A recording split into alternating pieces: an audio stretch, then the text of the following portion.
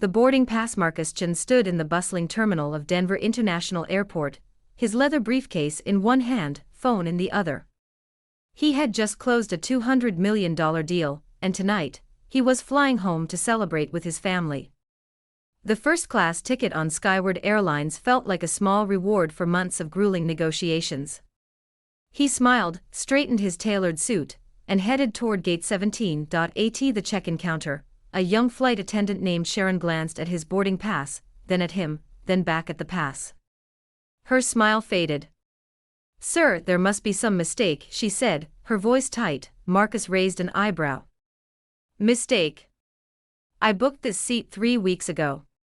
"This is a first-class ticket," Sharon said slowly, as if explaining something to a child.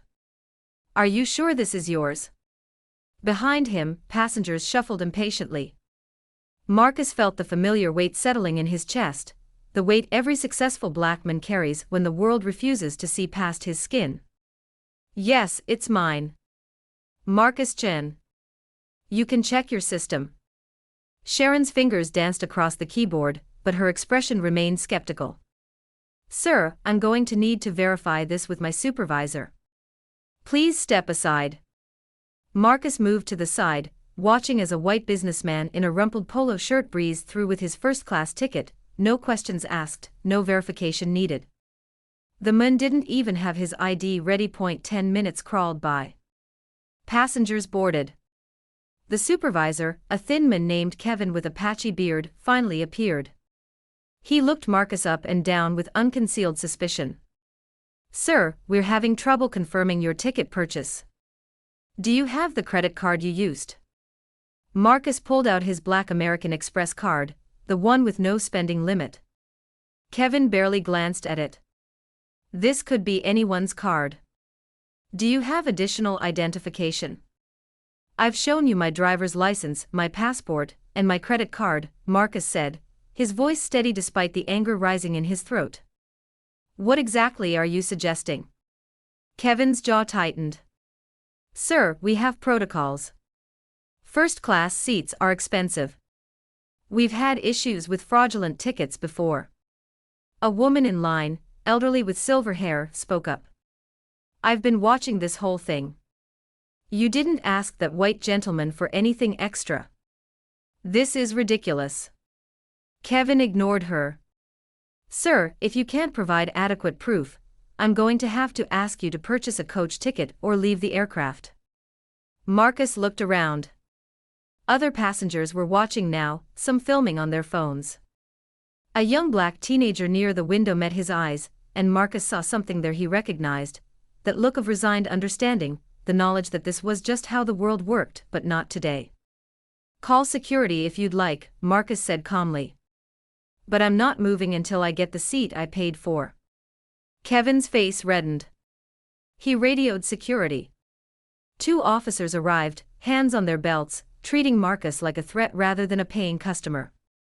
"Sir, we need you to come with us," one officer said. As they escorted Marcus away from the gate, he watched a white passenger in sneakers and a baseball cap, holding a coach ticket, get upgraded to first class. His seat. The seat he had purchased. The seat he had earned. In the security office, Marcus sat quietly as Kevin and Sharon filled out paperwork, making their case. They called him aggressive, suspicious, uncooperative. The lies piled up like bricks in a wall, the same wall black people had been hitting for centuries. Finally, Marcus spoke. "May I make a phone call?" The security officer shrugged. "Sure." Marcus dialed a number he rarely used, his direct line to Robert Patterson, the CEO of Skyward Airlines' parent company, Horizon Aviation Group. The same company Marcus had acquired 4 months ago for $3.2 billion. The same company that now answered to him. "Robert, this is Marcus. I am at Denver International, Gate 17. I need you to ground flight 447 immediately. Do not let that plane leave the tarmac." He hung up. Kevin and Sharon exchanged confused glances. "Who did you just call?"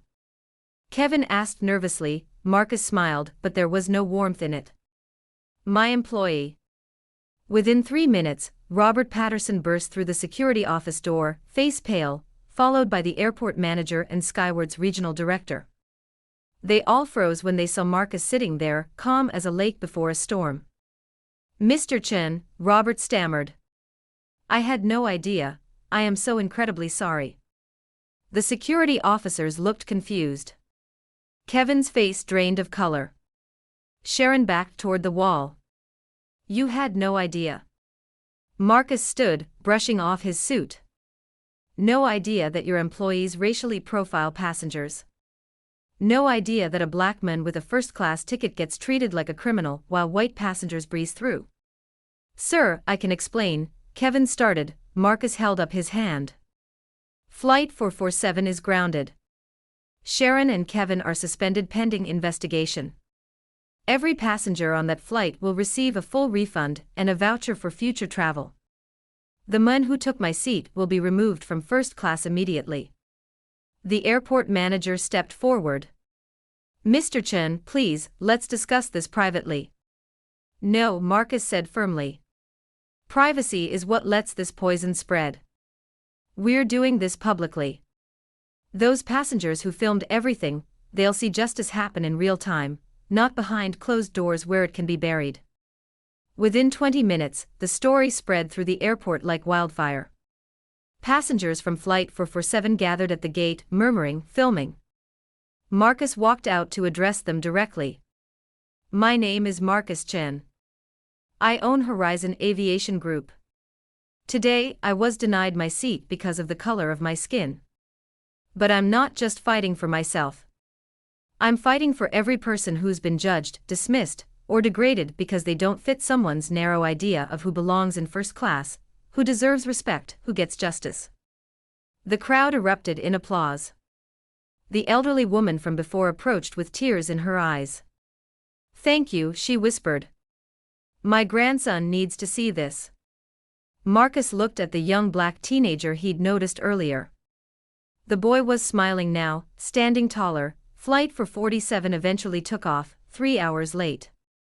Marcus sat in the cockpit jump seat at the captain's invitation, watching the sunset paint the clouds gold. Below, the world seemed smaller, its prejudices more fragile. By morning, Skyward Airlines announced mandatory bias training for all staff, a new passenger bill of rights, and an independent oversight committee. Sharon and Kevin were terminated. The company donated $1 million to racial justice organizations. Marcus knew one grounded plane wouldn't fix centuries of racism. But it was a start. It was a message.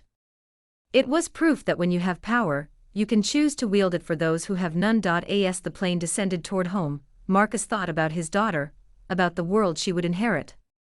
Maybe, just maybe, it would be a little bit better than the one he grew up in. Maybe hope wasn't just a word.